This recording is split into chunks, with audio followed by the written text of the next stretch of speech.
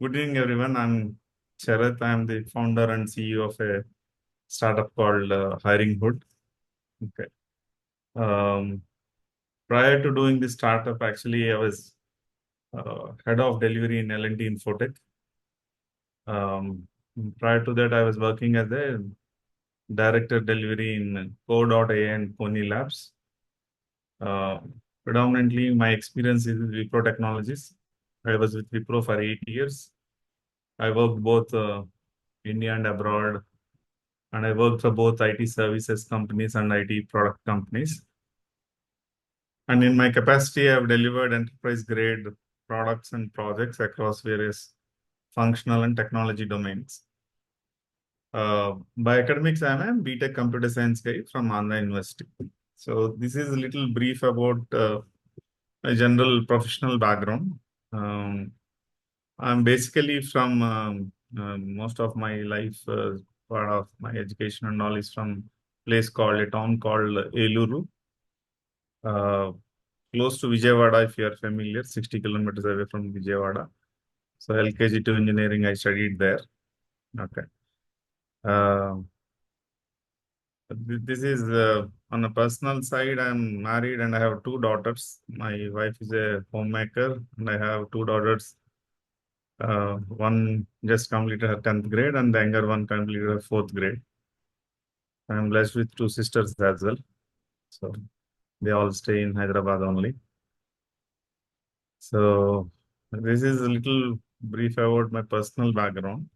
Um, and regarding my journey, um, uh, in a way, I maybe as I was mentioning, 25 plus years, I was 92, 96 batch BTech computer science pass out guy. So um I think I started from somewhere, something like when one of my senior came to my college and asked what is your dream and all.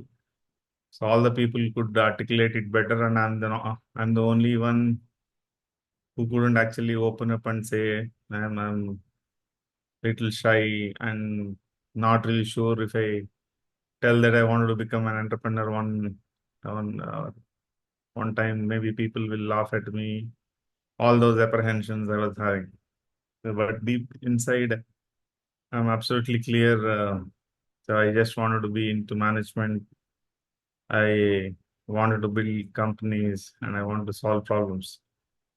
So, but later, after finishing, of course, during that time, we don't have campus interviews in our college. After completing, we just took our physical copies of resumes and walked into STPH, Maitrivan and Ramirpet, circulated resumes, and that's how at least my journey started.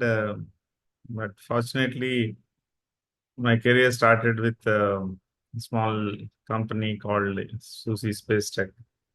So the founder was basically from ISRO uh, and NRSA background. So they are building satellite data and telemetry systems. In those days, out of 25 employees, 24 of them are either hardware engineers or electrical, electronics, polytechnic, ITI guys. I'm the only software engineer, and that was a fresher. Um, there was one guy who, before me, who was working. He has 5 years of experience. He built a small telescope system for Usman University, on Usman University Astronomy Department, 60 kilometers away from Hyderabad, the place called Japal Rangapur. We're actually um, digitizing a telescope system earlier, which was electromechanical, but we are converting into computer-based system. So after 1.5 months, KT, he left, and we were they're supposed to work in the on a hilltop where the huge telescope mounted, and all the guys are looking at me to solve. I'm 1.5 month old. And we don't have internet, we don't have telephones.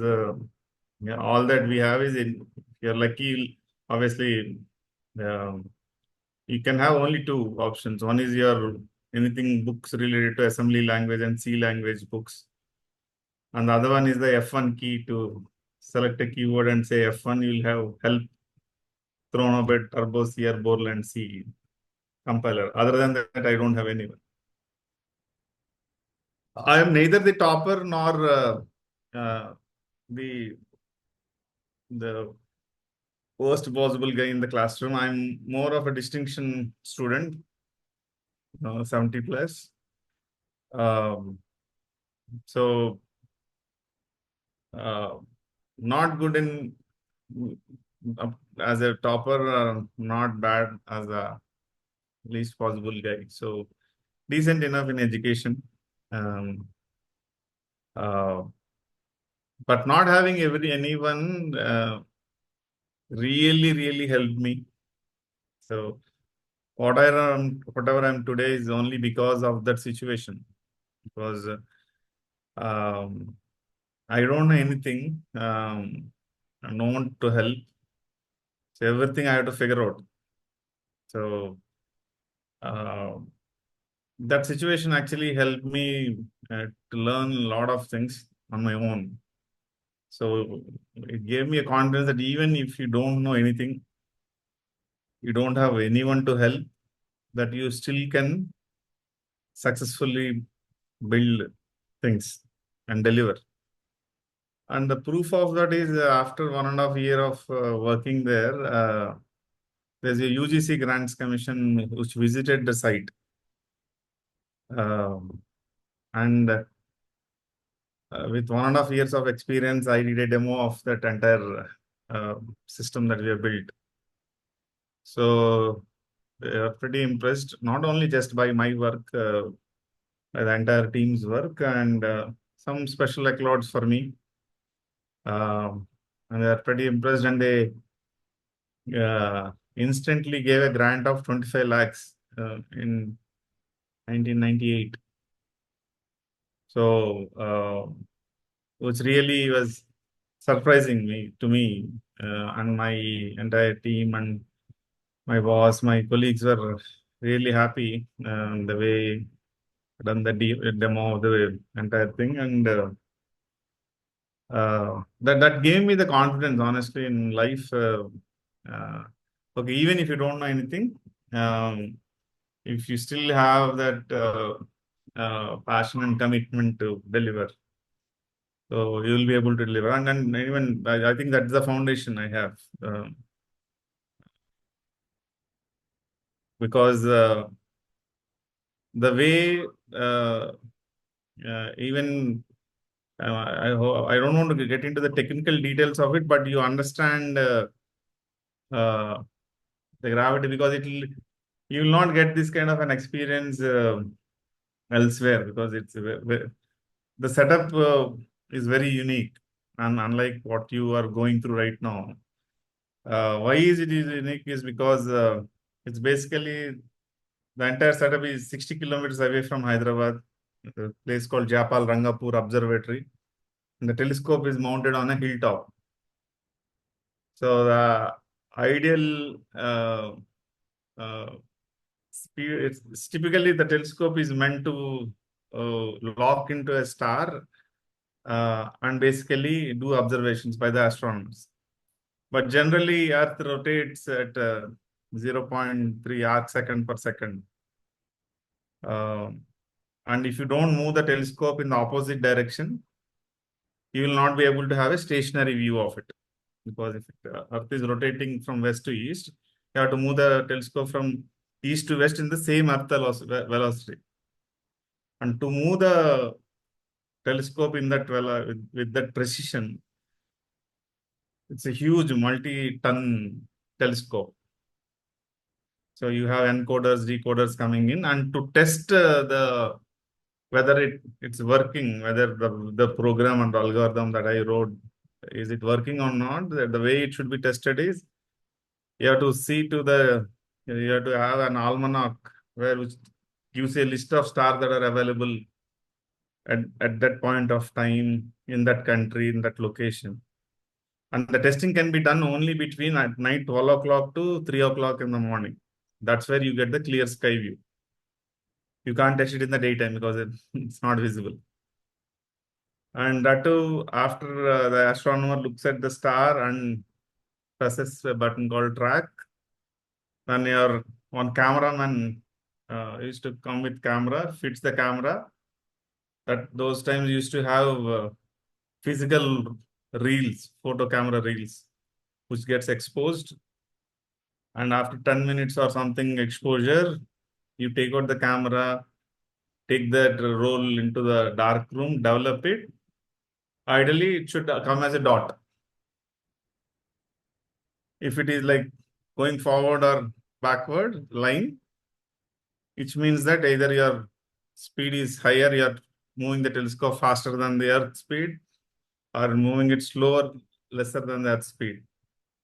So this entire exercise of just testing it once, it will take minimum 1.5 hours. So right now you have the debuggers, you just press something and you do something and something is visible right away, right? But it's a very interesting project. And we used to wear all monkey caps and all in the middle of the jungle, cold in the night, and work between 12 to 3 o'clock in the night. But that was fun. But we were treated very, very well by astronomy department of Usman University. They used to have some attenders, a lot of people taking care of us, good food, everything. But it's just jungle. That's it. Maybe at that time we don't even have well, internet and all that. No emails, all of those. So that's how it started. But of course, I moved to different companies. But there comes an interesting turn when I been to US through Wipro. So in 2003 to 5, I was there, couple of years. After coming back, I have a choice because I made some money. Um, I have three choices, of course, either to do an MBA degree, which I always aspire to do. The second one is most of the guys are going after buying a plot or a flat, real estate. The other one is trying something on my own. So, um, uh, so somehow from the beginning, I didn't have very good inclination towards real estate. In fact, in retrospection, I would have made some investments, but I didn't make because I never believed in it. So, and the second one is ISB. So I reached a point where is it really? I weighed the options between learning theory versus practical. So I was more interested, inclined towards doing something on my own. So that's where I'm tossing around so many ideas, and I gathered a group of friends and said, "Boss, if a business costs us to 10 lakhs, if one guy puts in money, if he loses everything, maybe it's a loss.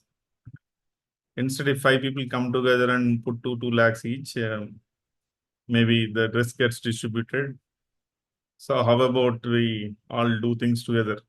Maybe I suggested we'll do something in real estate, interior design, stock market, premium flory business. So many things that I suggested that we can do.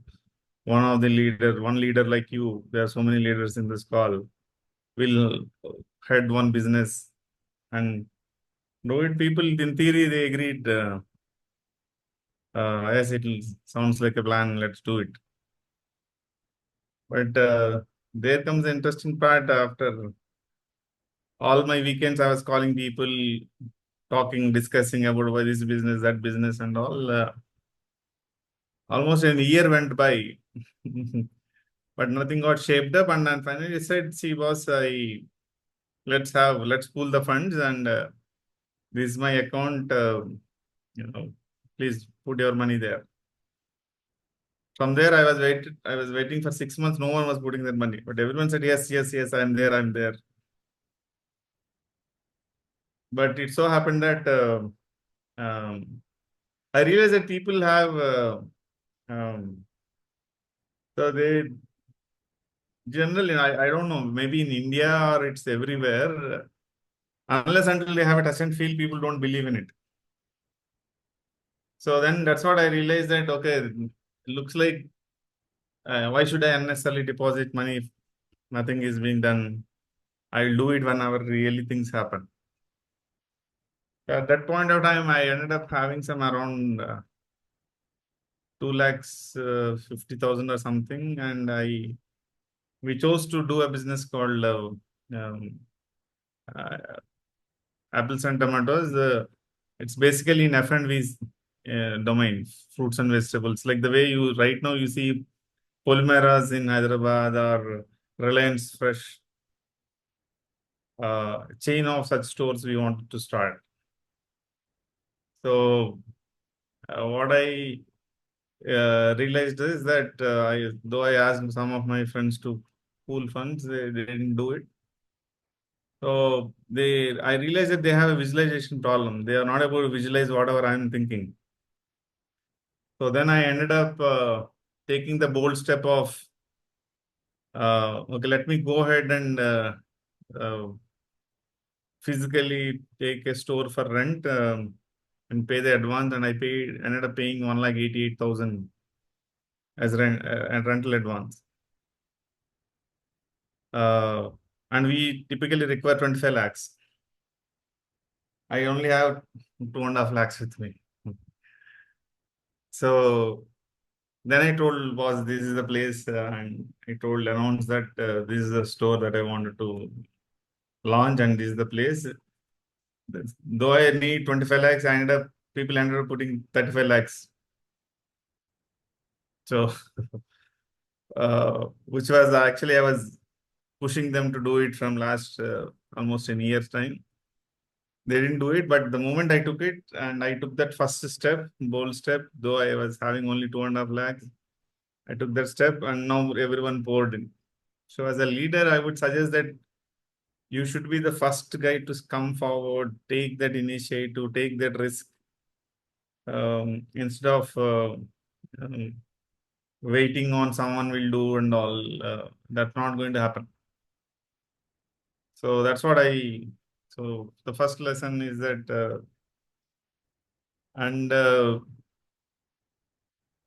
will not talk about too much about the business, but there are certain things that I learned over there. The successes and the failure part is that success part is that it's again uh, ended up having one young guy, I think 2 to 4 years younger to me, but he's from Andhra University. He's MBA HR from Andhra University, but he did his diploma from IIM Ahmedabad in strategy and marketing and finance, I guess. Yeah. So, though he is younger to me, he's very sharp. In fact, he worked for TDP government, Enadu newspaper, and Heritage, ITC, all these places.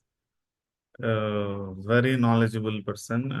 I learned a lot from him. I learned all the fundamentals of business from him. Um, uh, though he's younger to me, uh, I, I I learned a lot from him. But one thing, a little different journey with me when it comes to apples and tomatoes is that we compiled a PPT,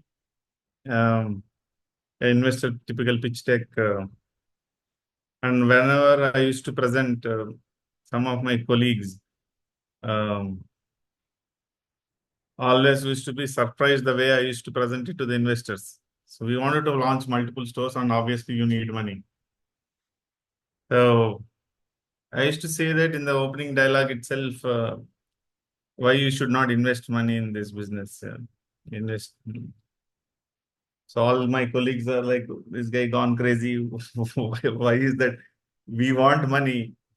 He's saying that there are three reasons why you shouldn't be investing in this business money here.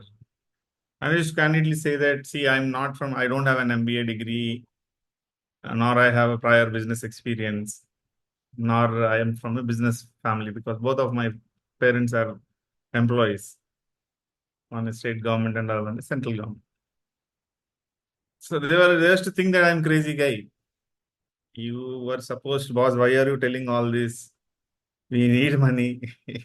You are saying that you better tell all the story to take money. Now you say that they used to feel really disappointed. Uh, After these three, I used to say that, however, having said that, I will tell you the reasons why you should invest. And I used to present the PPT. To their surprise, 8 out of 10 people invested. So they were very surprised. Because I don't know. You are telling that openly why you shouldn't be investing, but why are they investing? He was very intrigued. And I'll take a pause here and you can unmute and guess what made them. Because I don't want to be a monologue here. It will be very boring for you. You go ahead and guess and ask questions if you have anything or whatever. I'm not sure whether it's interesting or boring, but I'm telling my story. First of all, sir, it is really very It is interesting. very interesting, yeah. And I think the investors always have this risk idea in mind. What will happen if it goes wrong? Mhm. So you just first clarified that answer, and then you showed them that in the ways it cannot go wrong. Yep. Like what I am and how can it not go wrong? So Okay. you first lowered their barrier Mhm. and then you pulled your idea in, Yeah. kind of like that. Yeah, that could be one of the reason. I really don't know the reason, but that could be one of the reason. Any more guesses, people? I Yeah. think, And sir, Go one ahead. another reason can be that honesty. Because setting the right expectations for investors is also very important. They should, when you set the right expectations, they are able to trust you more. Okay, thanks, Nikhil, for that. Yeah. Any more guesses or And anyone wants and to? I think it could also be because you made it very clear that what you did not have. Mhm. So because you knew what you did not have, you would work harder or, more towards filling those gaps. Mhm. So maybe they got that confidence. Okay, yeah. Yeah. Any more analysis or guesses or whatever you? Actually, for any pitches, actually investors point of view, actually they were just trying to look out for the people who they find trustworthy, and Yeah, yeah. At least the way I believe is that establish the trust uh, between the two parties. yeah, I agree, Topik. Yeah.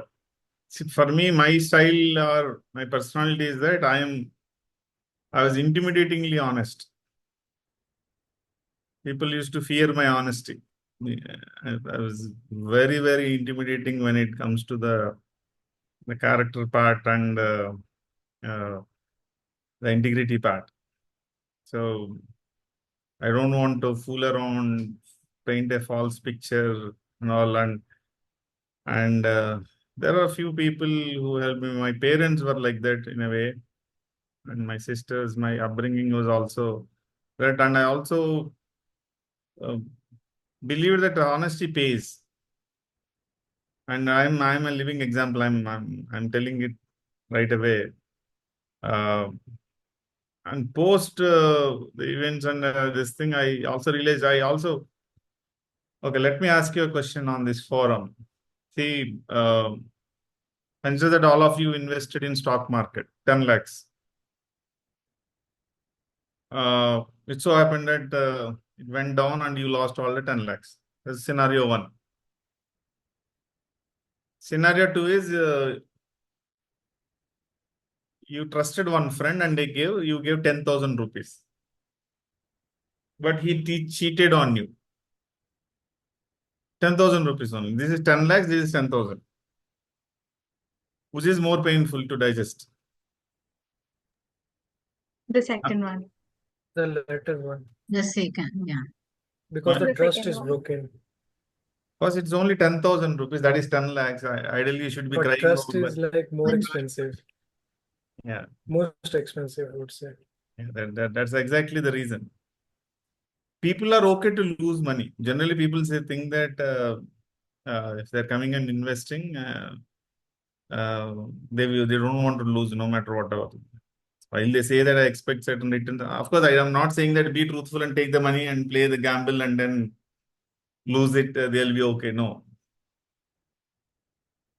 All I'm saying is that even current business I do, we raised funds. We raised angel round. We also raised seed round of funding, and we are going for raising a pre-series of funding. There's a fair chance, there's a possibility that the business might fail. For whatever reasons, there are so many reasons it can fail. But as a person, I will not allow it to fail. So I'll not do anything hanky-panky. Is it okay that 1,000 rupees you might do little, no, not even 1,000 rupees, not even a single rupee, not even a single paisa will be wasted. That's non-negotiable for me. All the business I do, I'll do it in white. I'll do it with 100% transparency.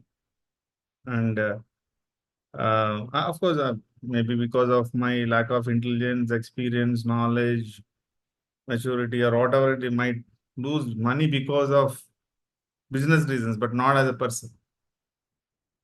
And I'm absolutely clear on that. And I even now I raise funds like that only. I raise it from all telling it upfront. What are the risks, and you still will be able to raise. Trust me on that. I'm people are scared to the kind of honesty that you bring in, and sometimes people said it is very intimidating. Very brutally honest, and I really don't know. I don't know. This is what I am, as what I said. So as leaders, I would say that don't even have a second thought in desperation also. In desperate situations also, don't cross that line. Take it from me. No matter how smart you are, how much network you have, how much backup that you have, how much intelligence you have, you're still going to lose things. The end destination is more or less the same. Like even if you take people like Anil Ambani's of the world, Satyam Rajus of the world, or the UBS, United Beverages, who is that guy? Bangalore, Kingfisher, owner of Kingfisher. Who is he? Vijay Mallya. Vijay Mallya of the world. So all those people, you know that their journey start and the end, right? So the end is going to be the same. So when you really know the final destination, the outcome is going to be, so there's no point in trying that path at all. So see, even if you take Satyam Raju case, so he was one hop away from India's Prime Minister, one hop away from US Prime Minister, one hop away from Bill Gates, but nothing could save him. He ended up spending in jail for 7 years. And after coming his back also, was trying some hands on building some products and all that also didn't work out. So they recently laid off some 3,000 people as a big issue happened. All these practices and illegal or hiding facts, doing something will not work out. So my, of course, the style that I adopted, honestly, it's going to be lengthy. It's more effort taking. It's going to be painful. But one thing is, it is guaranteed success. So I might take a little more time. I might take little more. It might appear to be a little more risky. I'm okay with that. I'm absolutely okay with um, this path. So I don't want to think about the other path also, even if it is available, not available. So I'm absolutely clear on when it comes to the ethics, integrity, honesty, character part. I'm very clear. So, uh, but did the business succeed? No, business didn't succeed. Like any other startups, uh, most of the startups, there's a thumb rule. Generally, there is statistical data because a lot of data guys are there. I can tell one statistical data point is that 90% of the startups die before 3 years. 5% die within 5 years. Normally, those which can make it after 5 years are the ones that 5% survive. So, apples and tomatoes, we closed within 3 years, just close to reaching 3 years. Like any other startup, uh, one of the thumb rules for a failure is to early expansion. We got a success and we expanded too fast. We should not done that. And the second part is there was an opportunity to expand and it came with a risk, but we took that risk knowingly. Everyone of the team, I told that this is a risky proposition. And one couple of investors said they want to do it, but since I said since there's a risk involved, let us all do it together so that if something goes wrong, the loss is actually distributed. So we all took a risk together after discussion, but the risk got triggered. So we are forced to close the other stores, and that load came onto the primary store, and eventually, and there's a time that 2009-10 recession came in. People stopped buying from premium stores. They wanted to go to the regular Raitu bazaars or that farmers markets and all, and they didn't. We lost traction, and that's how we lost. And just to connect the dots, the most of the people who lost money that time, but again, still after losing money, also they're still investors in the current venture I'm doing. So I don't know. They might be crazy, or I might be. I lost their money. But I told again, I have one more idea. Why don't we try this out? So again, people were jumping and they pumped in.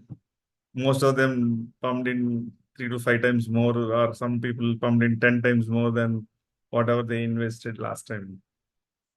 In spite of me actually losing their money earlier. So take it from me, honesty flies. Because you are going to be an aspiring leaders. So another thing is that whenever, of course, I closed that business, I got back to corporate, and I was desperate to do something or the other because I lost that business and we closed it. It's a failure, and I'm desperate to do something again because once you are bitten by an entrepreneurial bug, it stays with you forever. So every weekend of mine, maybe from last 15-20 years, I was only spending time every I don't have any other habits, uh, or at least I don't have addictions. So I only spend thinking of solving different problems, and so I was so desperate after closing down apples and tomatoes, and I got back to corporate and I started again a regular job. I'm in delivery leadership roles or engineering leadership roles. But one of my mentor, life coach, is a very successful guy. He made around, I think he started 5 companies, and I think he has some 2,000 crores or something like that, just to give a number. So he was my life coach. He is from the same town where my maternal grandparents are from. So I used to steal a day from him, and I used to chat a lot and ask questions. So from that, he figured out that I was very desperate to do something or the other, because I closed that business. I want to do something. Then he said, Sharath, slow down. You don't do business just because you want to do business. No, that's not the way it should be. See, he said, generally the way it should happen is that since the world is not perfect, if you are into a job or doing something, you will slowly figure out, because it's not a perfect world, you will figure out a problem. So that problem, you figure out whether it is a mile wide, inch deep problem or inch wide, mile deep problem. Okay, and if it is a inch wide, mile deep problem, then it is good to solve. Okay, because solving that kind of a problem will give you actually an edge, and it will also help you to make money. It will really help your customers and all. So not like because you want to do something.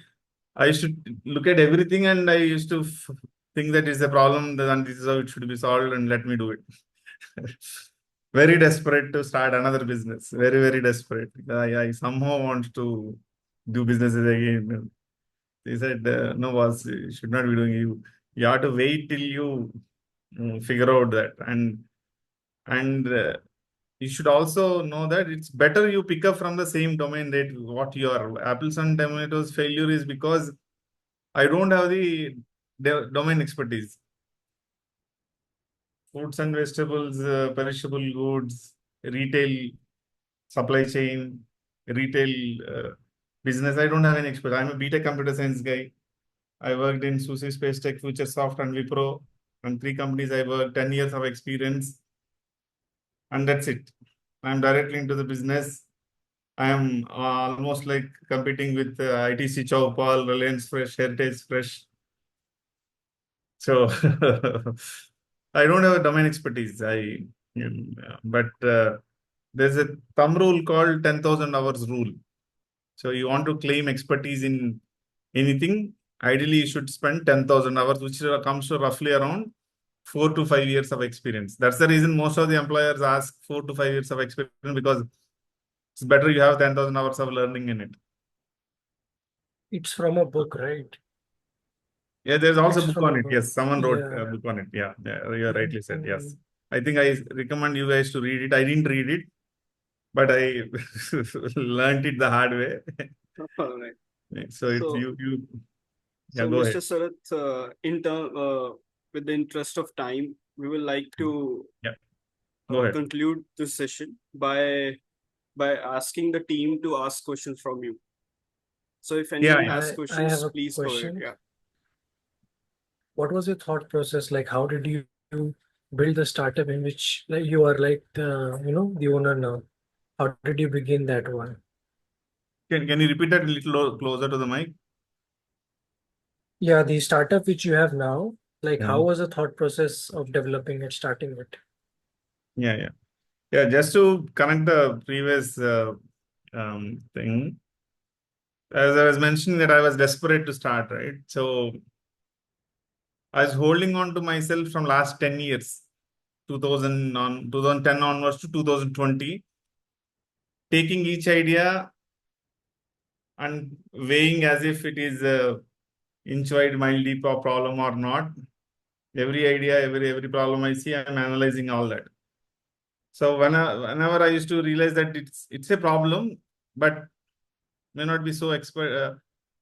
do I have experience in it? Do I have knowledge in it? And all those parameters I used to check and realize that it's a good problem, but it's better someone solves it.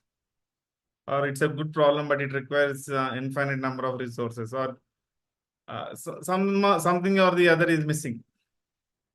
But there comes actually in 2020, 2019 or so, where I was head of delivery for L&T, where one of Microsoft is one of my accounts, where Microsoft made around, I did an analysis with the data that I have from January 1st, 2019 to 31st August 2019, 8 months data.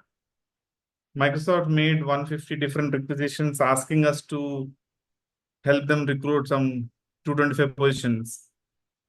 So L&T being sixth largest IT service company, 30,000 employees, $4 billion company, we could close only 2 positions out of 225. So that intrigued me.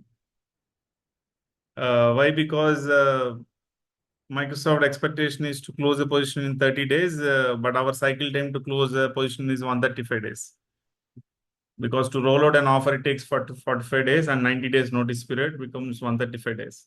So it is something like a train going in 100 kilometers per hour, you are chasing on a bike with 40 kilometers per hour. You'll never be able to match it up. So that's where I found the delta. Okay. There were a lot of players in the recruitment industry, but none of them are actually like an ambulance service in the recruitment industry. You have, for example, you want to move from point A to point B, there are Olas, Ubers, City Bus, share autos, metros of the world. All that modes of transport is there, but there is no ambulance service. So I realized that there is no exclusive accelerated hiring platform exists in the market into the recruitment space. So that's how the data helped me to come up with this idea. And because I have seen it got validated because in a way, for example, if you see Microsoft, every vendor wants to work for them. Every recruitment vendor wants to work for them. Every system integrators like Wipro, TCS, HCLs of the world, they want to work for Microsoft. Every job seeker's more or less dream company is Microsoft. But in spite of everyone is interested serving them, helping them, Microsoft business leaders used to call me in the middle of the night, early in the morning, asking for Sharath, I need four Azure developers, 3 .NET guys, 4 DevOps guys. Can you help me out? I was really surprised. Why is that they are so desperate? Because this way of solving the model is not there.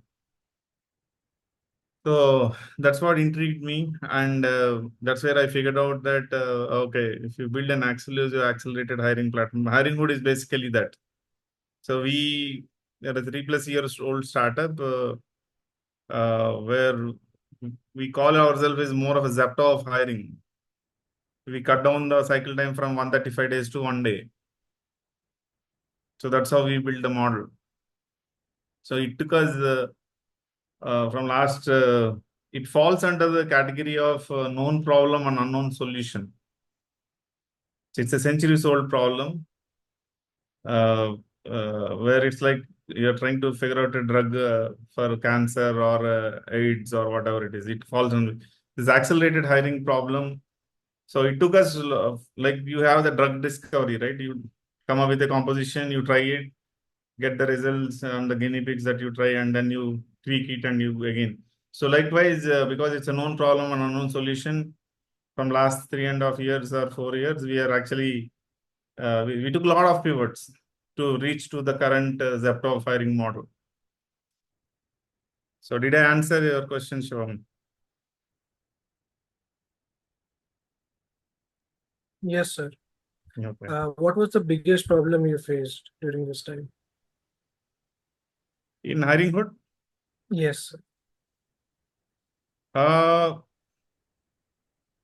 there are two parts to it. One is two types of problems, two big problems, I would say.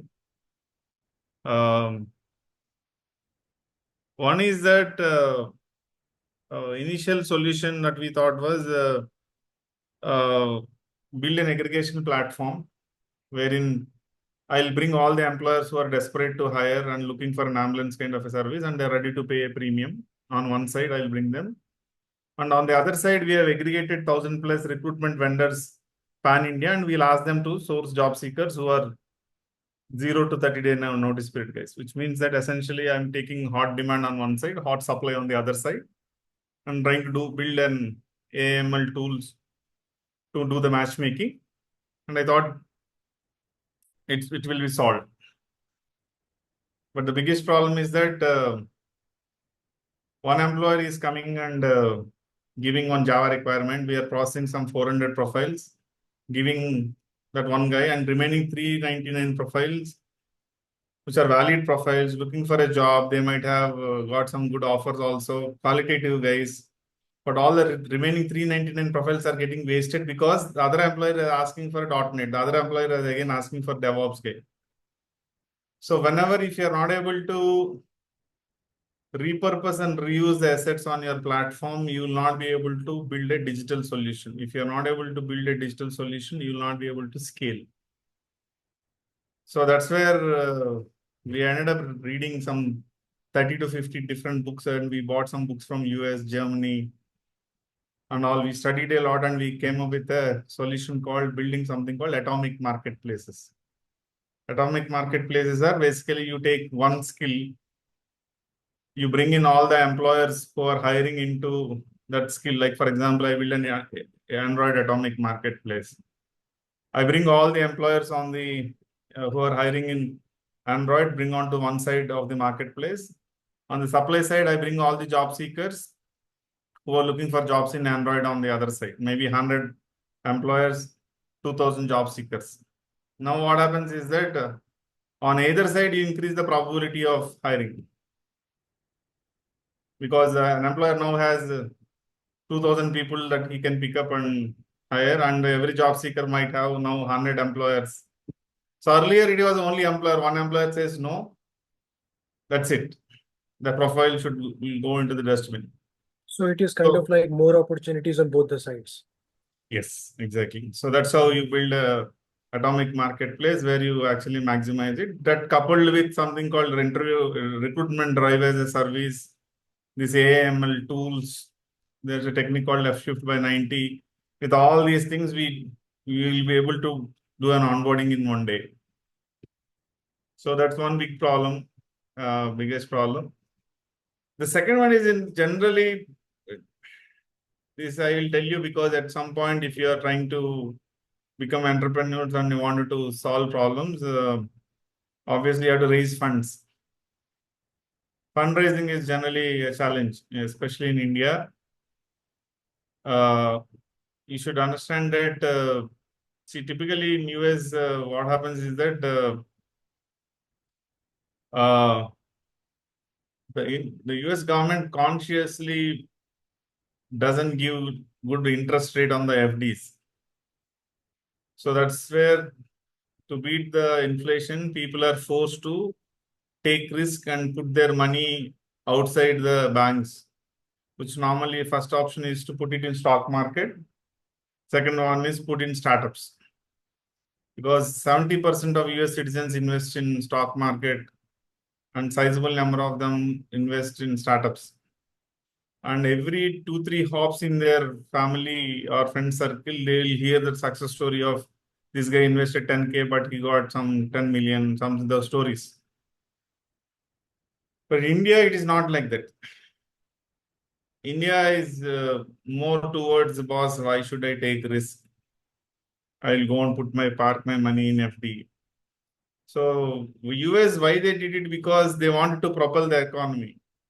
They don't want anyone to stay safe, and so that's how a lot of people ends up taking risks and putting money in startups. So fundraise is a problem in India, but thanks to one of my guide and mentor, because by the way, we got incubated out of T-Hub as a part of the T-Angel Cohort 5 incubation program, where 675 companies applied, and They took top 2%, 13 companies, and we are one among those top 13 companies which got incubated there.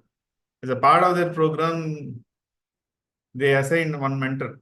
So he's basically, though he's from Andhra, but he was born and brought up in UK. He studied in Oxford. So I was fortunate to have him as our mentor. So I was having an aspiration to raise 1.5 million in first round itself. He said, don't do all that. Raise 2 crores first, add value, then you rose further. And one thing I'm good at is that I'm a good student. So I listened to him and I said, out of 13 people, I'm the only one who successfully raised seed round of funding. Remaining 12 couldn't raise. So prior to listening to his idea, I was actually trying to raise seed round of funding. It didn't work out because the ask was too high, and I didn't understand that the ask was genuine. We definitely need that. But is it that you need there, then and there, or you can do it later? So that's where when I reduced my ask, then I was able to raise, I was able to get a term sheet from Mumbai Angels. And they suggested that instead of 2 crore, you better raise 3 crore, where we'll put 2 crores and you bring in 1 crore. So then we will take it further. But that I didn't take money from Mumbai Angels. There's someone else who came and said, I'm more interested. I will give majority part of I'll lead the round. You can drop them. And I got a better terms with them. And I went ahead with them. So, Mr. Sarath, I have 5 questions that we usually ask to the guest speakers to understand what kind of concepts, mental models, or principles you follow to achieve where you are, right?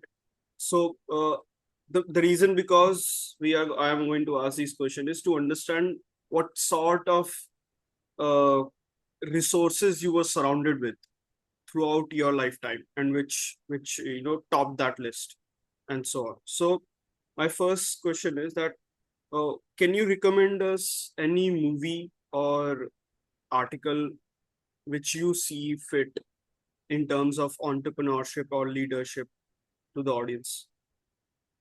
See, generally, a lot of people addicted to TikToks, Facebooks, Instagrams, and all. My addiction is towards LinkedIn. See, LinkedIn, typically you have a choice of hashtags, right? So you can subscribe and follow. So generally LinkedIn nowadays, they of course there is some unnecessary stuff gets pushed onto LinkedIn as well. But if you have the right choice to pick and choose something related to entrepreneurship, recently I bumped into something called as one guy who does the interviews of a billionaires. All of the videos are only 1 minute. He asks very fast and he actually answers. All those guys are either millionaires or billionaires. So it so happens that 60 to 70% of those guys, whatever that they say, is a validation of my thought process as well. Okay, I am also thinking like them. Got it. And 30%, okay, I didn't know this, I learned. So it is actually good to learn from a person who actually traveled that path. Okay. So my addiction is LinkedIn. I keep scrolling and I take these tidbits. And of course, there's some tech stuff that gets I learn from there, and my domain related stuff, HR hashtag that I think I followed more than 300 plus hashtags related to recruitment, HR, and all. And apart from that, I also follow something like this. So it actually gives me that enough feed. Okay. And of course, I have multiple books I can recommend. But of course, maybe I can share it offline with Surya. So a couple of them which I generally recommend. Some of them which comes to your mind, at least, like some of them. See, Atlas Shrugged is one thing I liked. Ayn Rand. I don't know how many of you can. Can you please repeat the name? Atlas Shrugged by Ayn Rand. Okay.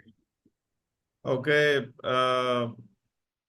Of course, there's a Indian guy, Rashmi Bansal, I think. She compiled a book called Stay Hungry, Stay Foolish. Uh, it's a compilation of maybe 20 successful entrepreneurs who are popular by an Indian this thing. There's a book called Who Moved My Cheese. And I also read a book called Go Giver.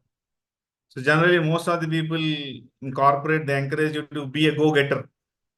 Go Giver is a small kind of book, right? Huh? Go Giver is a small type of book. Like I have also read it. Huh, huh, huh. So that really helped me in businesses. Even that's what I said, right?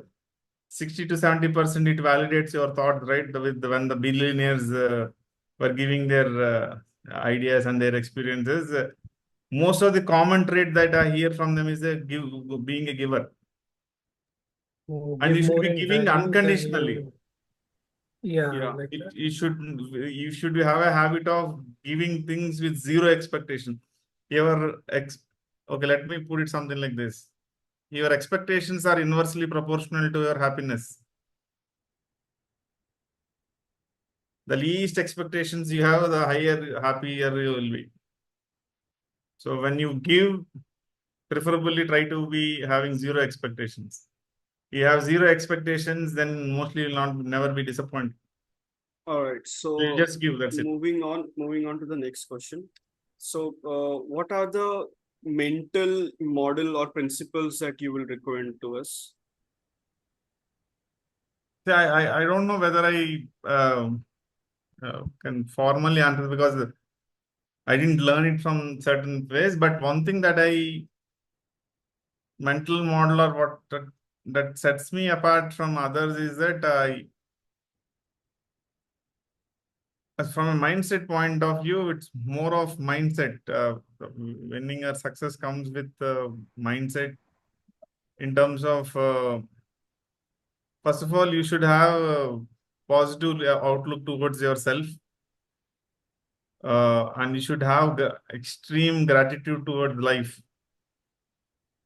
We go through shit, but at the same time, we end up blaming it. But when you compare to so many things, you should consider that you are always blessed. Positive orientation towards life. And one thing is that I take a lot of chances. People are really hesitant in talking to a stranger.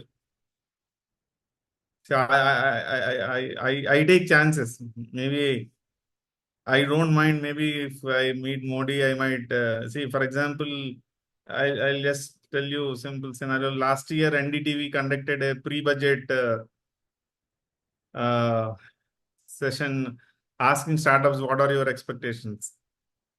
I said I want a bank exclusively for startups.